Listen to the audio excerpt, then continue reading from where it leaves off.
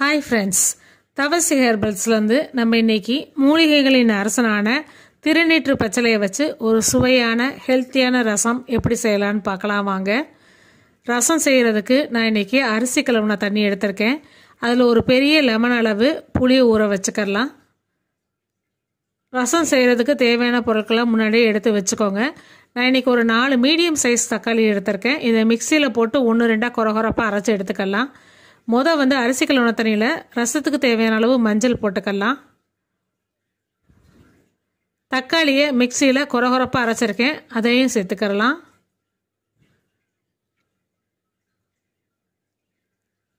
நம்ம எடுத்து வச்சிருக்க கொத்தமல்லியை 1-2 பிச்சு அதையும் இதோட சேர்த்துக்கலாம்.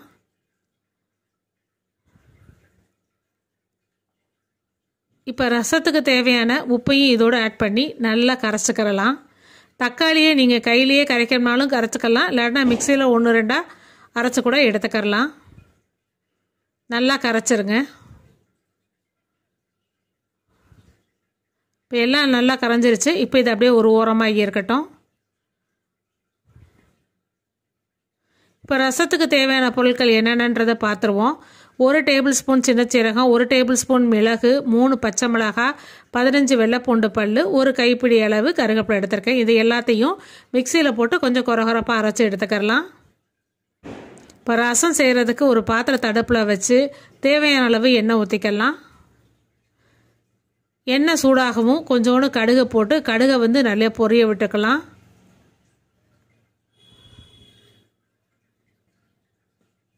கடுகு நல்லா பொரியவும் மிக்சியில் நான் ஏற்கனவே சொன்ன ஸ்பைசஸை 1-2 இடித்த மாதிரி அரைச்சி எடுத்துக்கலாம். அதை வறுத்துக்கிறலாம். இப்போ போட்டு இதை நல்லா வதக்கி விட்டுக்கோங்க. இதை வதக்கிறப்பயே ரசம் நல்லா கமகமகமான்னு மணக்கும், வீடே மணக்கும். இப்படி வதக்கி வச்சிங்கன்னா ரசம் நல்லாயிருக்கும், டேஸ்ட்டும் நல்லாயிருக்கும்.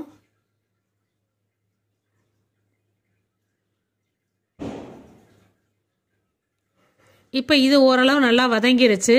நம்ம இந்த நேரத்தில் 1 கைப்பிடி அளவு திருநீற்று பச்சிலை இலைகளை இதோட ஆட் பண்ணிக்கலாம். திருநீற்று பச்சிலையையும் நல்லா வதக்கி விட்டுக்கலாம். திருநீற்று பச்சிலையோட ஃப்ளேவர் ரொம்ப நல்லாயிருக்கும். நீங்கள் முதலே மிக்சியில் போட்டு அரைக்கிறப்ப இதையும் போட்டு அரைக்கணுமா கூட அரைச்சிக்கலாம் 1-2.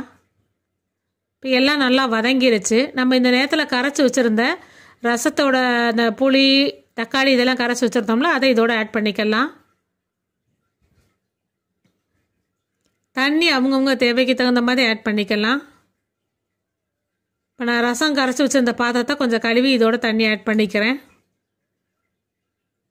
இதோட கொஞ்சம் பெருங்காயம் சேர்த்துக்கோங்க. நான் பெருங்காயம் சேர்க்குற கிளிப்பிங்கை வீடியோ எடுக்காமல் விட்டுட்டேன், அதனால் இதில் காமிக்க முடியல. ரசம் பார்த்தீங்கன்னா இந்த மாதிரி நுர வர்ற ஸ்டேஜ் வரைக்கும் அடுப்பில் வச்சு எடுத்துக்கோங்க. கொதிக்க விட்டுறக்கூடாது, நுர வந்தால் போதும். இந்த ரசம் ரொம்ப சுவையாக இருக்கும். நீங்களும் செஞ்சு பாருங்கள். உங்களுக்கு பிடிச்சிருந்துச்சுன்னா தவசி ஹெர்பல் சேனலை லைக் பண்ணுங்கள், ஷேர் பண்ணுங்கள், சப்ஸ்கிரைப் பண்ணுங்கள். உங்களோட கமெண்ட்ஸை எங்களுக்கு பதிவிடுங்க. நன்றி, வணக்கம்.